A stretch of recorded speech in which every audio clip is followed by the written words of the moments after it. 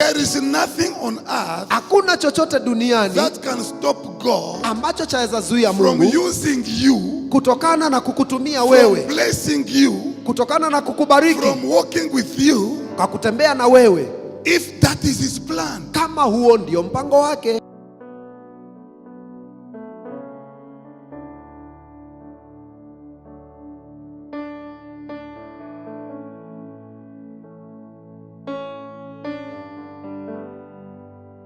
Ephesians chapter 1 verses 3 down. Waefeso sura ya kwanza mstari wa 3 kwenda chini. The Bible says, "Blessed be the God and Father of our Lord Jesus Christ, who has blessed us with every spiritual blessing in the heavenly places in Christ, just as he chose us in him before the foundation of the world, to be holy and blameless before him in love. He predestined us to adoption as sons of himself through Jesus Christ, according to the good pleasure of his will, to the praise of the glory of his grace, which he graciously bestowed on us in the loved, in the beloved." Yes. Father, we thank you in the name of Jesus. Baba, katika jina la Yesu Kristo, As we share your word, speak to us in a special way. tunaposhiriki neno lako tunenee katika njia speciali. In Jesus' name we pray. Katika jina la Yesu Kristo tunaomba. Amen. Amina. Today I want to major mostly on Cyrus understanding the purpose of God in his life. Sasa leo tunataka tuangalie sana kuhusu Cyrus kuelewa makusudi na mapenzi ya Mungu katika wakati wake. Because sometimes we get into trouble when we fail to understand the purpose of God in our lives. Kwa sababu wakati mwingine tunaingia katika tatizo wakati tunakosa kuelewa mpango wa Mungu ndani ya maisha yetu. Because once we understand the purpose of God in our lives, we are going to move, in acceleration. And also we are going to be strong and powerful because we understand what we are doing. Kwa sababu wakati tunaelewa mapenzi na kusudi la Mungu ndani ya maisha yetu, kitu ya kwanza tutaenda kwa mwendo wa haraka sana, kwa kasi sana. Na pia tutakuwa na nguvu katika utendakazi wa Mungu katika kizazi chetu. Now, to understand the life of this person, we read the book of Ezra chapter 1. We start from verse 1. Kuelewa zaidi maisha ya mtu tunasoma kitabu cha Ezra sura ya kwanza mstari wa kwanza. And then we'll combine with Ephesus we just read. Alafu sasa tutajumuisha pamoja na Waefeso ambao tumesoma. Now, when you read Ezra chapter 1 verse 1, the Bible says, "Now, in the first year of Cyrus, king of Persia," the first year, not the second year. In the first year of Cyrus, the king of Persia, that the word of the Lord by the mouth of Jeremiah might be fulfilled, the Lord stirred up the spirit of Cyrus, king of Persia, so that he issued a proclamation throughout all his kingdom and also put it in writings. Hallelujah. Amen. Now, when you read this one, what do you see? Wakati unasoma haya maandiko unaona nini? When he became king, Wakati alifanyika mfalme, in order for what was spoken by Jeremiah to be fulfilled, ndiposa kile ambacho nabii Yeremia alikuwa ameongea kitimie. here you see you have the will of God Unaona hapa kuna mapenzi ya Mungu spoken by Jeremiah, ambayo iliongelewa na nabii and then you have Yeremia. King Cyrus, Alafu hapa kuna mfalme Cyrus who is now to carry out that which God had purposed. ambaye sasa ndiye anatimiza ama anatenda malengo ama kazi ya Mungu. Now, put there Jeremiah chapter 1 verse 12. Tuangalie Yeremia sura ya kwanza mstari wa 12. When you read Jeremiah chapter 1 verse 12, Wakati unasoma kitabu cha Yeremia kwanza mstari wa 12, God says, "I watch over my word in order to perform it." Mungu anasema kwamba nalitazamia neno langu nilitimize. So God is after his word in order to perform it. Kwa hivyo Mungu analifuatilia neno lake alitimize. But how is God going to perform his word? Lakini ni vipi Mungu atatimiza neno lake? God is not going to come in the flesh on earth to perform his word. Mungu hatatembea huku duniani kama mwanadamu katika hii nyama kutimiza hili neno. Often is going to send human beings to perform his word. Mara nyingi atatuma mwanadamu kutimiza ile kazi. That's why you see even when Jesus came, he didn't come as just God, in the spirit. Ndio sababu hata wakati Yesu alikuja, hakukuja kama Mungu ndani ya roho. He had to wear the human body in order to come to us, interact with us, and do ministration to us. Ilibidi auvae mwili wa mwanadamu ndiposa aweze kuingiliana nasi na afanye huduma yake katikati yetu kama mwanadamu. So God uses human beings to fulfill his purposes. Kwa hivyo Mungu anatumia mwanadamu kutimiza mapenzi yake. When I say that God is using human beings, Wakati nasema kwamba Mungu anatumia wanadamu, if God chooses you, Mungu akikuchagua kwa mfano, it means you are blessed. inamaanisha kwamba umebarikiwa. Bwana asifiwe. Praise the Lord. Sema amen. Because God can choose to use somebody else. Ya sababu Mungu anaweza amua kuchagua mtu mwingine. If God chooses me to serve him, Mungu akinichagua nimtumikie, I'm blessed. basi nimebarikiwa. I'm happy. Nafurahi. I'm glad. Niko na furaha. Because God can do without me. Kwa sababu Mungu anaweza tenda kazi bila mimi. So he can choose to pick somebody else to do better what I'm doing. Anaweza amua kuchagua mtu mwingine na atatenda zaidi ya vile mimi naweza. So because they have chosen me, Na kwa sababu sasa amenichagua, I'm happy. basi nafurahi. And because they have chosen you, Na sababu you amenichagua, also need to be happy. lazima pia nifurahi. Now, the Bible says, Biblia in inasema the first year of Cyrus, katika mwaka wa kwanza wa Cyrus, when he became king, wakati alifanyika mfalme, Cyrus understood Cyrus akaelewa that God placed him there to fulfill his purposes. ya kwamba Mungu alimweka uongozini kutimiza mapenzi yake. That's why he Ndio says, sababu anasema in the first year of Cyrus, king of Persia, that the word of the Lord by Jeremiah might be fulfilled. It means it's not about Cyrus, inamaanisha mambo hapa si kuhusu it's Cyrus not about Jeremiah, na si kuhusu Yeremia. it is about God. Mambo hapa ni kuhusu Mungu. So that the word of God, Ndiposa neno la the Mungu, will of God, mapenzi yake the Mungu, purposes of God kusudi lake Mungu might be fulfilled. lipate kutimia. God now stirred up the heart or the spirit of King Cyrus. Sasa Mungu akauchangamsha moyo ama roho ya Cyrus. And now Cyrus made a proclamation in the kingdom. Sasa Cyrus akaweza kutangaza tangazo kuu katika ufalme. He spoke to his people. Akaongea na watu wake. The God of heaven Mungu wa mbingu has given me the kingdom. amenipatia falme. All the kingdoms on earth Falme zote za dunia he has put under my feet. ameweka chini ya miguu yangu. He didn't say, I'm a powerful king. Hakusema mimi ni mfalme mkubwa, I rule over the world. mimi ndio natawala dunia. He said, the God of heaven, Anasema ule Mungu wa mbinguni, the one in Israel, in Jerusalem, yule ako kule Israeli Yerusalemu, has given me all the kingdom. amenipa falme zote. The creator of heaven Muumba wa mbingu has given me the kingdoms of the earth. amenipa falme zote za dunia. So, point number 2, Kwa hivyo jambo la pili, God has charged me. Mungu amenipa He kazi, has given me the mandate. amenipa hata jukumu He has sent me na amenituma to build him the house at Jerusalem. nimjengee nyumba kule Yerusalemu. So here when you see these things, Sasa wakati unaona haya mambo, there is what we call predestination. ni mambo ambayo yalipangwa tangia zamani. When we talk about predestination, Wakati tunaongea kuhusu mambo ambayo yalipangwa kutoka awali, predestination is powerful. hii ni ya nguvu sana. Predestination is something that nobody can change it. Mambo ambayo yalipangwa na Mungu wewe huwezi badilisha. It means if you believe in Jesus Christ, Inamaanisha kwamba ukiamini Yesu Kristo, what God planned shall come to pass. kile ambacho Mungu alipanga kitatimia. It doesn't matter what. Haijalishi nini itatendeka. This is a pagan king, Huyu ni mfalme ambaye ni mpagano. born in the Persian kingdom, Amezaliwa katika ufalme wa Uajemi trained to worship idols, na amefunzwa kuabudu sanamu. trained to worship the gods, the foreign gods. Amefunzwa kuabudu miungu za kigeni. But when the time came, Lakini wakati ulifika, he became king. akakuwa mfalme. God stirred up his spirit. Mungu akachangamsha moyo wake. Cyrus understood, Cyrus akaelewa I was born for a purpose, ya kwamba nilizaliwa kwa kusudi to fulani, fulfill the will of God. nitimize mapenzi yake Mungu. And then he said, Alafu akaongezea, I'm going to build the house of God at Jerusalem. nitajenga nyumba la Mungu kule Yerusalemu. He gave out gold, Akapeana dhahabu, gave out silver, akapeana na fedha, gave out many things, akapeana vitu vingi, and called all his people na akaita watu wake to wote support that which God was doing. wasimame na mradi wa Mungu wakati ule. Predestination.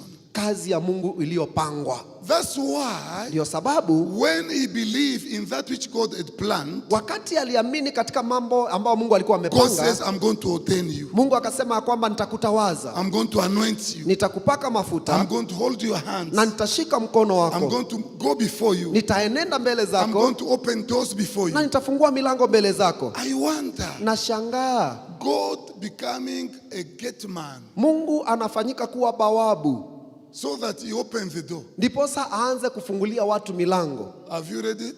Wewe si umesoma kwa Biblia? Isaiah chapter 45 verse 1. Isaia 45 na mstari wa kwanza. That says the Lord too Hivi ndivyo Mungu is anasema anointed. kwa yule amempaka mafuta. If God has chosen you, Kama Mungu amekuchagua, you can grow up in the bush. unaweza kuwa You umekomaa can kule grow up in the kichakani, forest. waweza kuwa You ulikelelewa can kule grow up in a kichakani, place where there is no communication. unaweza kuwa umelelewa mahali ambao You hakuna can grow aina up yote in ya a place mawasiliano, where you have been rejected. unaweza lelewa mahali ambao umekataliwa, In a context where you are a nobody. katika eneo ambayo wewe si kitu, In a place where you have been denied of education. mahali ambapo unanyimwa hata elimu, You have been denied of everything. umenyimwa mambo mzuri maishani. You can grow up in the desert. Unaweza komaa hata kule jangwani. You can grow up in the hands of parents who are wicked. Unaweza lelewa mikononi wa wazazi ambao ni You can grow up wabaya. in the hands of parents who are very poor, broke down. Unaweza lelewa mikononi mwa wazazi ambao hawana chochote It maishani. doesn't matter what. Haijalishi nini hiki, There is opportunities or there is no opportunities. kama kuna fursa ama hakuna, Whatever God purposes to do will stand, will come to pass. kile ambacho Mungu amekusudia kufanya kitasimama maishani. God is the powerful, the general, the great commander. Mungu ndiye amri jeshi, ndiye mtawala, ndiye mkuu. Whatever he says stands. Chochote ambacho anasema kinatimia. I just try to wonder. Najaribu kushangaa. Jeremiah prophesied when King Cyrus was not even born. Yeremia alitabiri mambo haya kama Cyrus hajazaliwa, Because remember, the captivity alone was there for over 70 years. kwa sababu miaka ya uhamishoni ilikuwa zaidi ya miaka 70. And Daniel started praying for the captivity to end. It was already after 70 years when he discovered about God. It was 70 years. Now we have even gone beyond 70 years. What is happening? And then now Daniel started praying for the end of captivity.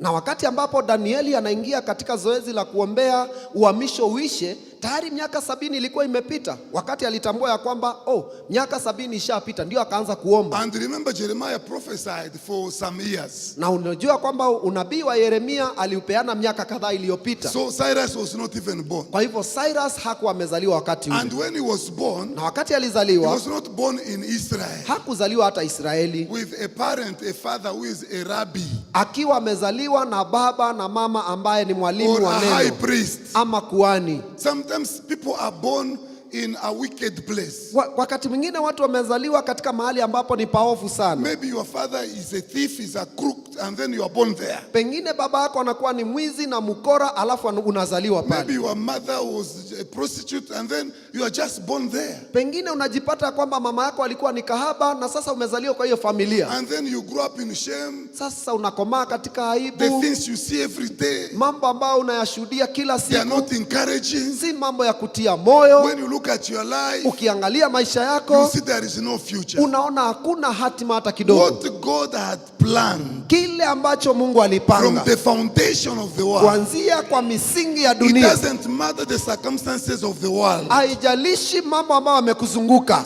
Because human beings, we are used to go with circumstances. kwa sababu wanadamu tumezoea kutembea na hali ambazo We zimetuzunguka. try to see what is around us. Tunaona ni yapi ambayo yako upande huu na And ule, then we say, okay, I can trust God. alafu sasa tunasema ndio, sasa hapa naweza amini I Mungu, can see light at the end of the tunnel. naweza ona mwangaza kule mwisho. I don't need to see light at the end of the tunnel to Sihitaji believe God. kuona mwangaza kule mwisho, Even when it is very dark, hata wakati giza the limebubika. God of the Bible is capable. Mungu wa Biblia ako na uwezo, Even when there is no sign of miracle, hata wakati ambao hakuna ishara ya muujiza, even when there is no sign of life, hata wakati hakuna ishara hata ya uhai, God is in charge. Mungu yuko katika usukani, He can still work wonders. aweza fanya miujiza bado. I just look at this man, Cyrus, Naangalia huyu mtu anaitwa Cyrus, born in a pagan kingdom, ambaye amezaliwa katika ufalme ambao ni wa kipagano, raised up by pagans' parents. akalelewa na wazazi ambao ni wapagano.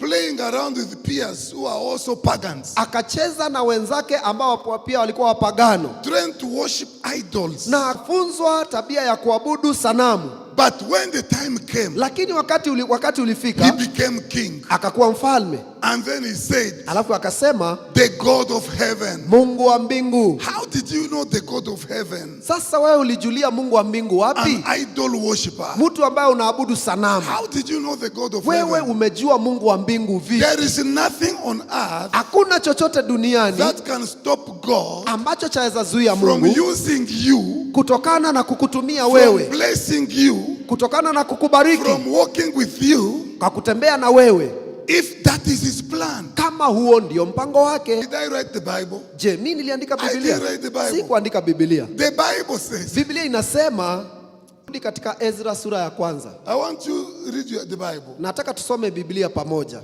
by yourself Sasa ujisomee. so that you do not suspect me. Ndiposa sasa usianze kunishuku. Oh, mimi nina suspect tengu yoko unani suspect mimi niliandika Biblia.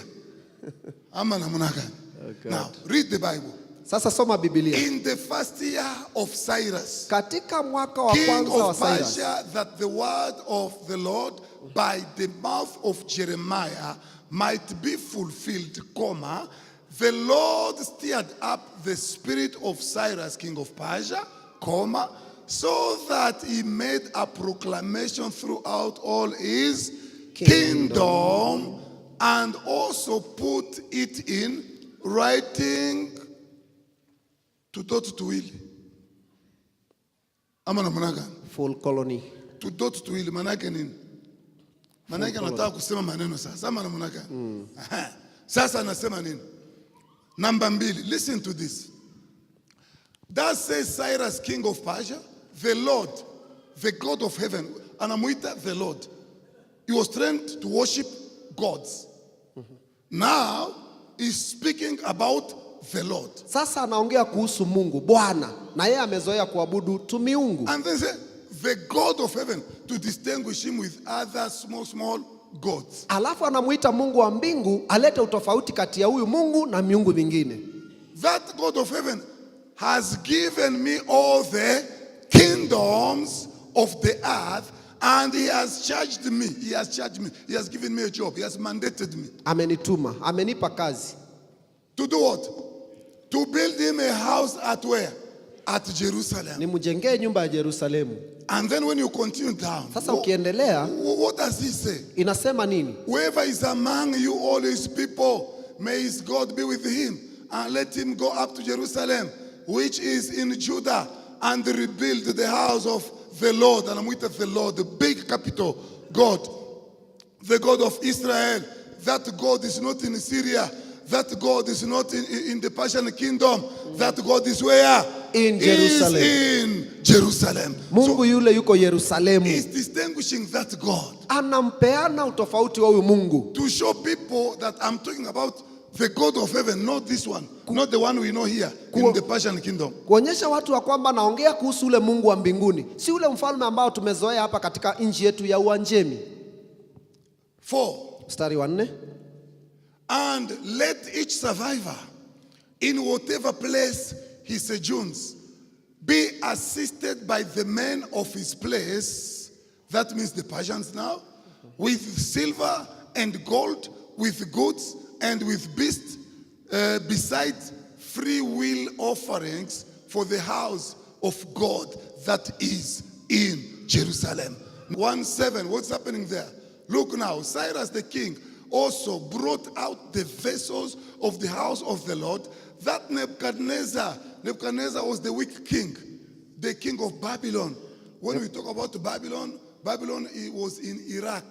Are you in this place? Maybe you wonder, Babylon is in heaven. Babylon is not in heaven. Babylon was the what we call today Iraq. That is what was called Babylon in those days. And when we talk about the Persian kingdom, we are talking about Iran. Today Iran, that's the Persian kingdom. So Babylon was a superpower in the days of Nebuchadnezzar. They ruled the world. And also the Persians, the Iran people, became also a superpower after the fall of the kingdom of Babylon. That's why we're talking about King Cyrus now. Yes, sir, the tunaongea Iranian king, mfalme wa a Iran, pagan king, mfalme ambaye ni mpagani, building the house for God, akijengea Mungu nyumba, releasing gold. akipeana dhahabu. Kile Mungu anaamua kinafanyika. Whatever God decides Kile must Mungu happen. anaamua kinafanyika. Whatever God decides must happen. Kinafanyika Bwana. It must happen. A pagan king, Mfalme ambaye ni mpagano, the Bible says, Biblia he inasema released vessels of gold akapeana vyombo vya dhahabu and silver. na fedha. Wow. Gold, a pagan king. Cyrus brought out the vessels of the house of the Lord that Nebuchadnezzar had carried away from Jerusalem and placed in the house of his God. To miungu yake, to Nebuchadnezzar. Number 8. Mstari wa 8. Look at number 8.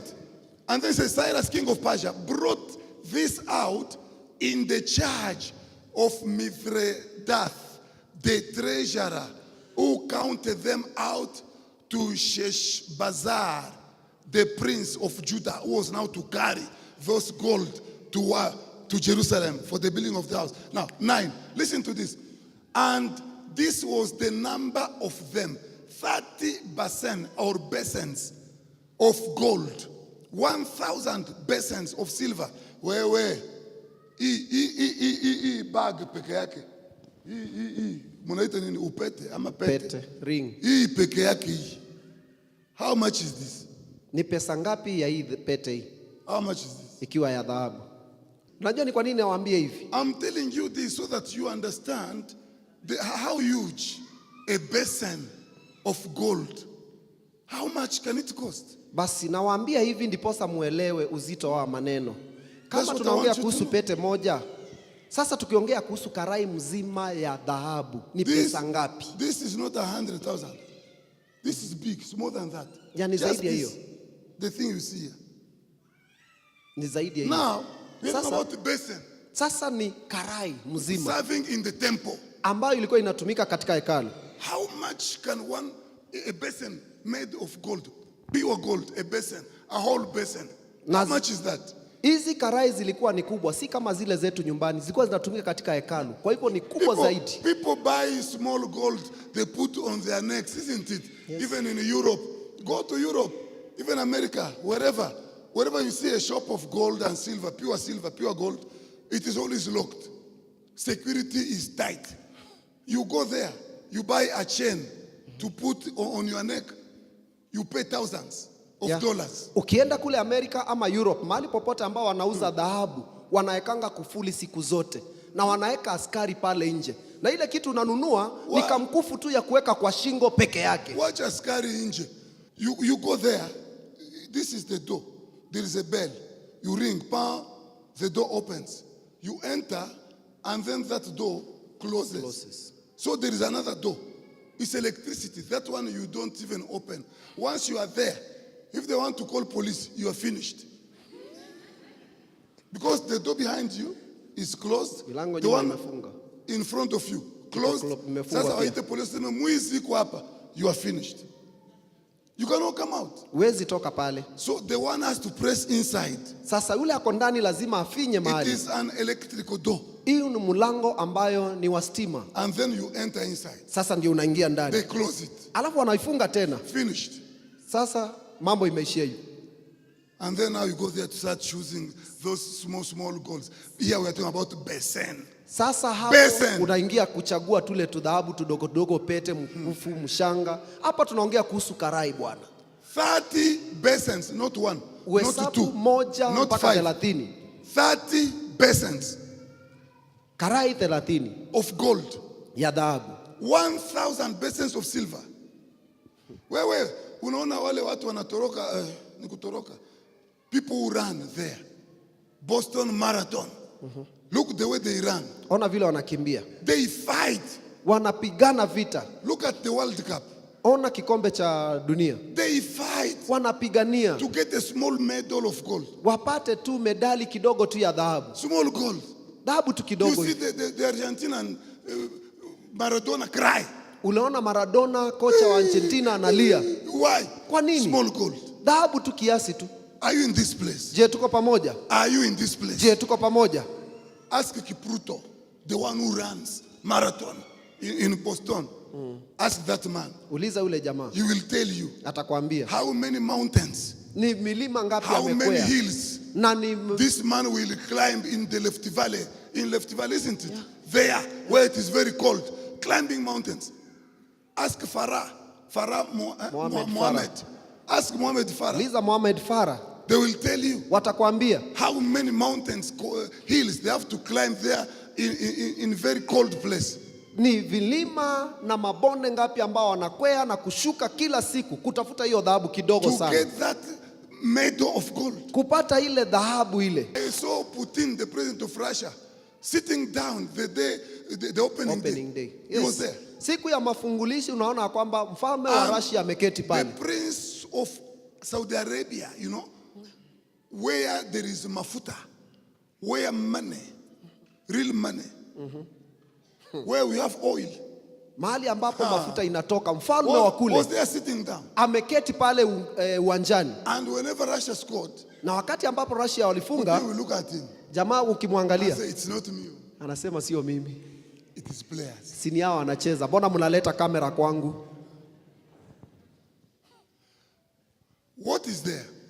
I just want you to see how powerful, how huge this king did by releasing 30 basins of gold, by releasing 1,000 basins of silver. You know, those days we are not talking about the gold, uchoyo. We are talking about gold, real gold, pure gold, gold that was serving before Yahweh, the God of Israel, made by Solomon, the wisest king, the richest man on earth in his days. Maelezo haya yote tumewaelezea. Ndiposa muelewe ile jambo ambayo mfalme Cyrus alifanya. Ni jambo ilikuwa ni kubwa sana. Hii dhahabu ilikuwa ni dhahabu safi ambayo ilikuwa inatumika kule Israeli, ambayo ilikuwa imeletwa na mtu ambaye alikuwa anaitwa Sulaimani, mtu ambaye alikuwa mfalme ambaye alikuwa maarufu sana duniani. Continue down. Sasa tukiendelea. Look, 30 bowls.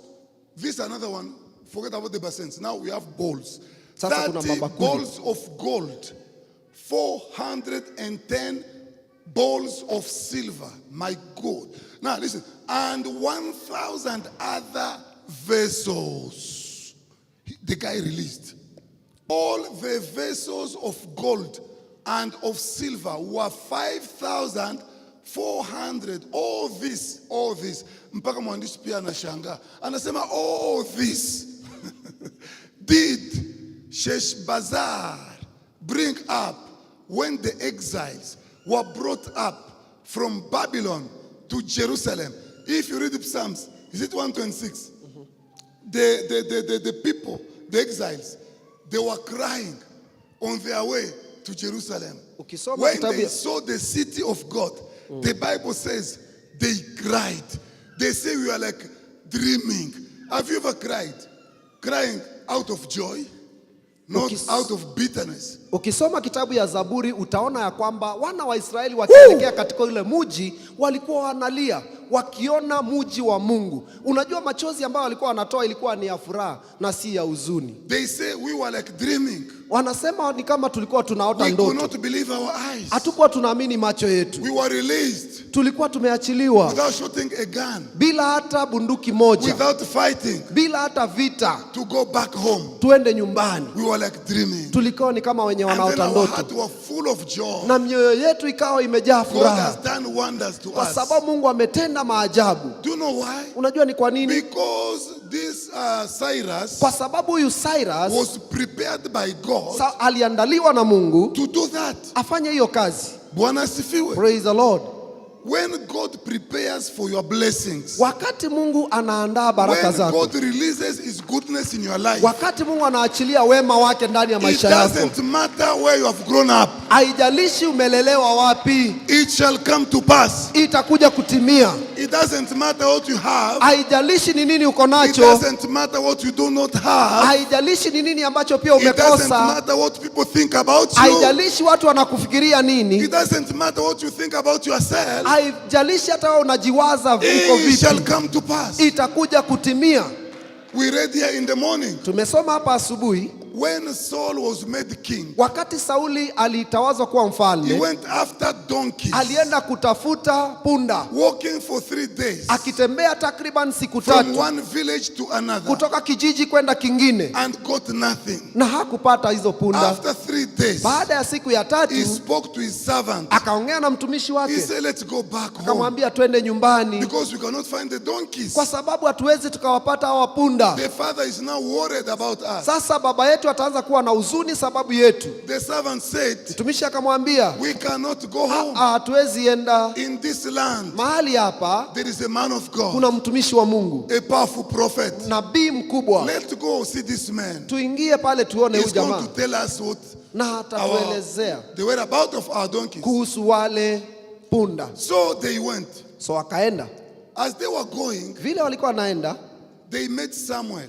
wakakutana na Samueli. As they entered that village, Vile walikuwa wanaingia katika ule mji, in those days, siku zile a prophet will build on a hill, nabii alikuwa anajenga katika mlima, and his servants na watumishi wake are going to build around there. wanajenga pale karibu na ule mlima. They also build the altar Wanajenga pia madhabahu, where they burn offerings, mahali ambao wanachoma uvumba, where they pray for people. mahali ambao wanaombea watu. So it is like a kije, Kwa hivyo inakuwa ni kama eneo la kifalme or a barracks, ama jeshi or the city of prophets. ama muji wa Now, manabii. when they entered the city, Sasa wakiingia katika ule he mji, met this old man akakutana na huyu mzee with long beard akiwa na mandevu ya mrefu. coming before him. Sasa anatoka nje. Saul had only heard about Samuel, Sauli alikuwa ashaisikia habari ya but had Samueli, never seen Samuel. lakini hakuwa ashaimwona kwa So macho he didn't know Samuel. na hata hakumjua. So when he met him, Sasa wakati alikutana na yeye, he greeted him. alimsalimia tu He said, old man,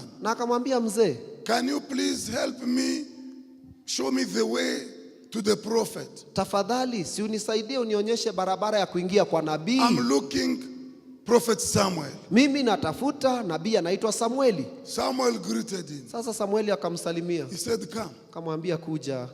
I was definitely coming to receive you, Ni wewe nilikuwa nakuja kupokea, to welcome you. nikukaribishe. Come, Kwa hivyo kuja, let's go. twende sasa. You are looking for donkeys? Ulikuwa unatafuta punda, Your donkeys have been found. punda wamepatikana, They are in the hands of your father. wako mikononi mwa baba yako. Now his problem is no longer donkeys, it's you. Sasa tatizo la baba yako sio punda tena, ni wewe. Come, let's go. Kuja kwanza, twende. From today, Kuanzia you leo won't worry again about donkeys. hutakuwa na shida tena kuhusu God punda. is giving you more than donkeys. Mungu anakupatia zaidi ya punda. God's giving you the kingdom. Mungu anakupatia ufalme. Israel belongs to you. Israeli itakuwa mali yako. And then Saul said, hey, Sasa Sauli akasema, do you know whom you are talking to? kitu ya kwanza, unajua unaongea na nani? I'm Saul, Mimi naitwa Sauli from the tribe of Benjamin. na natoka katika kabila ya Wabenjamini, And my tribe, my father is not even known in Benjamin. na baba yangu hata katika lile kabila hajulikani. In the house of my father, I'm even the least. Hata katika nyumba ya baba yangu mimi si ndio mdogo zaidi. So you are talking, whatever you are talking to the wrong person. Kwa hivyo haya mambo ambayo unanielezea, unaongea na mtu ambaye siye. God is going to give you what you think you don't deserve. Mungu atakupatia kile ambacho unafikiria kwamba wewe haustahili. You see, sometimes you can measure yourself, Unajua wakati mwingine unaweza jiweka katika and then mizani, you put yourself in a certain box. alafu unajiweka katika kijisanduku fulani, You put yourself in a certain category. unajiweka katika kikundi fulani, You say, this is my category. unasema hiki ndicho kikundi I changu. cannot go this far. Kwenda umbali, hapana. You will go more than you think. Utaenda zaidi ya vile unafikiria, You will go more than you think. utaenda zaidi ya vile You will unavyowaza, go more than you think. utaenda zaidi ya vile unawaza. Now, Sasa Samuel took Saul Samueli akamchukua into Sauli, that big house, akampeleka katika ile nyumba kubwa ya and nabii. then he found people sitting, Sasa akapata watu wamekaa pale ready, waiting for meal. wakimungojea. And then Halafu Samuel told him, sit down. sasa Samueli akamwambia keti chini. Saul sat down on the high table, Sasa Sauli Or at the akakaa high chini table. katika meza ya and wakubwa. then he's facing Samuel. Sasa anaangalia ana kwa ana na Samueli. Saul is just wondering, Sasa Sauli hata anashangaa, what is happening here? ni nini ambayo inafanyika hapa? I've learned about Samuel. Mimi nimesikia This habari ya is the Samueli. powerful prophet in our nation. Huyu ni nabii mkubwa sana katika taifa hili. This powerful man, Huyu mtu mkuu. he was considered like king. Huyu alikuwa anatazamiwa na mtazamo wa He mfalme. was the high priest. Alikuwa ndiye kuhani He mkuu. was the prophet. Alikuwa ndiye He nabii. was everything in Israel. Yeye alikuwa ndiye kila kitu Now, ndani ya today Israeli. I can sit before Samuel. Ya ati leo mimi naweza keti meza moja na What Samueli. is happening? Ni nini ambacho And kinatendeka? then he looks down Alafu akiangalia and sees his servant there, anaona mtumishi wake kule. wondering about what was happening. Hata yeye pia ameshtuka, anashangaa nini inaendelea. And then Samuel said, Alafu Samueli anamwambia, bring that powerful meat leta ile nyama mzuri that was prepared ambayo iliandaliwa for this man. kwa huyu mtu. I think it is Samuel chapter 9. And Samuel said to the cook, my God, bring the portion I gave you. Zambena mikalika na moto. Jesus. Bring the portion that I gave you. It means it was set aside. Leta kipande ya nyama ambayo nilikupatia. Inamaanisha kwamba set aside. aliitenga. It was set aside Ilikatwa ikawekwa kando for him, kwake yeye. even though he was not aware. Japo kuwa hakuwa na habari. God will bless you even when you are not aware. Mungu atakubariki hata kama wakati hauna habari.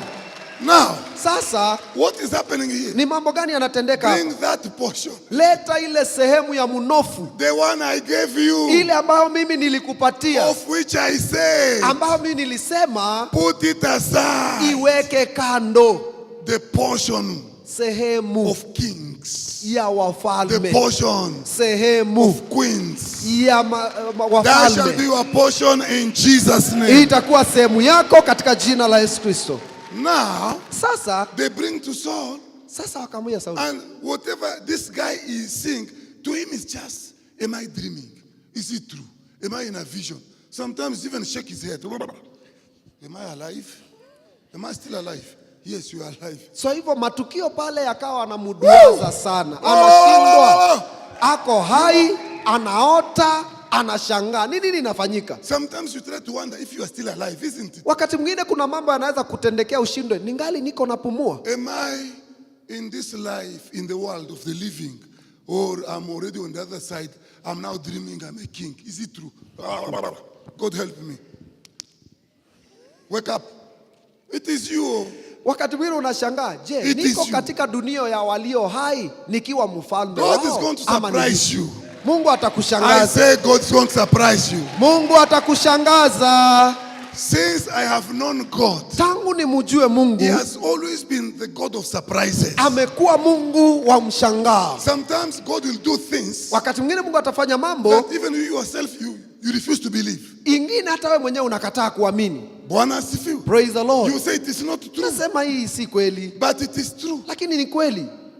The power of predestination. Nguvu ya utangulizi wa mambo. It doesn't depend with what you have Haijalishi ni nini ambacho uko or nacho what you do not have, ama kile ambacho umekosa but maishani, that which God prepared for lakini you kile ambacho Mungu aliandaa shall answer to you itakukujibia wewe in the name of Jesus. katika jina la Yesu Kristo. Listen, people. Sikieni watu, The Bible talks about the Samaritan woman. Biblia inaongea kuhusu mama Msamaria.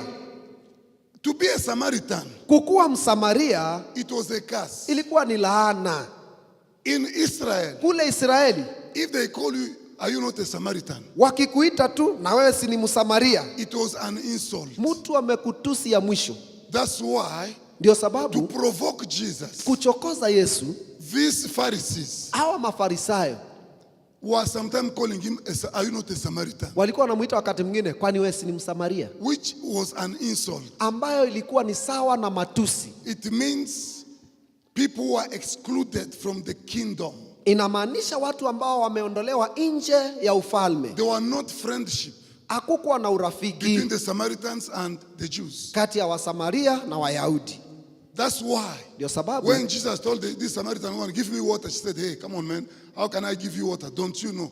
Are we your friends? You are not our friends. We cannot give you water. So you see, they were considered as outcasts. Ndio sababu wakati ambapo Yesu anaambia mwanamke Msamaria nipe maji, anamuuliza wewe umetokea wapi? Aujua kwamba sisi hatuna urafiki. Yeye alijua kwamba sisi hatutangamani na nyinyi. In Israel, Ndani ya Israeli, nobody believed that God could speak to a Samaritan. hakuna mtu ambaye angeamini ya kwamba Mungu atazungumzia Msamaria. And on top of that, Na uongezee zaidi ya you hiyo, don't have a normal Samaritan. You have here a prostitute Samaritan. sasa huyu hakukuwa ni Msamaria wa kawaida hata mzuri kama You don't wengine. have a married woman Samaritan in this case. You have a prostitute Samaritan. Sasa hapa tunaongea kuhusu mwanamke ambaye ni Msamaria, tena ni kahaba. Si mtu Bwana ambaye ameolewa asifiwe. na heshima zake. And this woman came to fetch water at noon. Na huyu mwanamke anakuja kuchota maji saa 6 ya mchana. When there is nobody else at the well. Wakati hakuna yeyote anaenda kuchota maji. Because she was known in the city as wicked. Kwa sababu watu walimjua mjini kuwa mtu ambaye ni mwovu. When women go there to fetch water, Wakati wanawake wanaenda kuchota she maji, cannot go. hawezi kujumuika na They are wao. going to insult her. Watamtusi, They are going to fight her. watapigana na yeye. Because she was known as the thief of her husbands. Kwa sababu alijulikana kuwa mwizi wa wanaume wa The wenyewe. husband snatcher.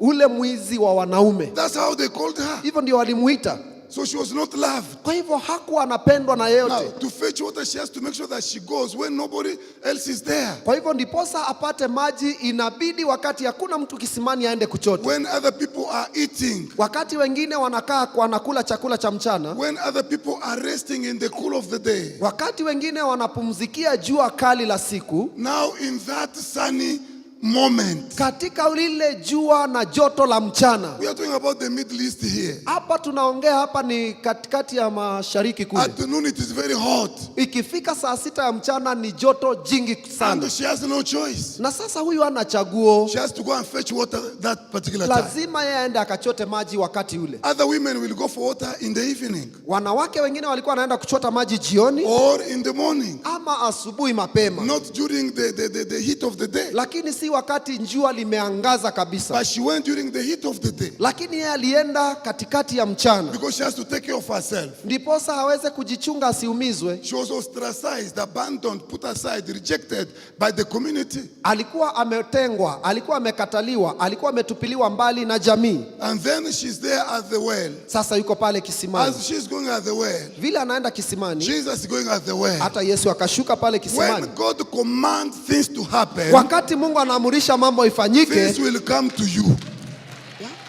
Yes, they will come to you. mambo yatakukujia, They will come to you. yatakufuata. It's about God. Mambo haya ni kuhusu When He Mungu. commands things to come to you, Wakati anaamurisha mambo they will yakifuate, come to you. yatakufuata. It doesn't matter what. Haijalishi nini ambayo Try to inatendeka. imagine. Hebu fikiria, Jesus is going at the well. Yesu sasa anaenda pale kisimani. And she's going at the well. Na yeye pia mwanamke anaenda kisimani. Arriving at the well, she sees a man Sasa akifika kwa kisima anaona mwanaume sitting there, na ameketi pale, waiting for her. anamungojea. And then she came, Alafu akakuja, looked at him. akamwangalia The way he was wearing, vile alikuwa amevaa, she knew this is a Jew. akajua huyu ni Myahudi It's not kabisa. our brother. Huyu si ndugu yetu, I can't even greet him. hata salamu simupi. What is he doing here? Wewe kwanza unafanya nini This hapa? strange man. Huyu mwanaume ambaye ni mgeni hapa. Just fetching her water. Sasa akaanza kuchota maji And yake, Jesus is looking at na her. Yesu anamwangalia tu. When she pulled water, Wakati sasa alitoa maji just nje, say, woman, Yesu akamwambia mwanamke, can you give me a cup of water? si unipe hata kikombe ya maji I nikunywe? need water to drink. Nipe maji ya kunywa, It's nataka not maji. about water. Si maneno kuhusu It's maji hapa, about destiny. ni kuhusu hatima,